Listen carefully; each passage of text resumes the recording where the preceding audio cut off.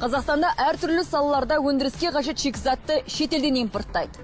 Оның құны қымбат, дүние жүзіндегі логистикалық тізбектің тұралап қалуынан тасымалы да тез емес. Бұл сөзсіз өнеркәсіптің дамуын тежейді. Импортқа тәуелді экономиканы әртараптандыруға кедергі келтіреді. Елде экспорттағы шикізат үлесін азайтып, ал зауыттарға қажет шикізатты керісінше елде өндіру әсіресе қазір аса маңызды. Президент биылғы жолдауында осы мәселеге ден қойып, жаңа экономикалық бағдарды айқындады.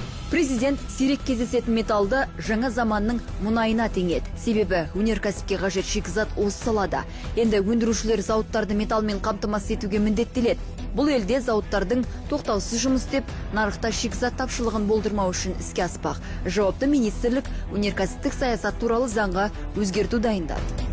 Үкімет кәсіпорындардың технологиялық және экологиялық ахуалын, денсаулық сақтау жүйесін жақсарту үшін батыл шаралар қабылдау қажет.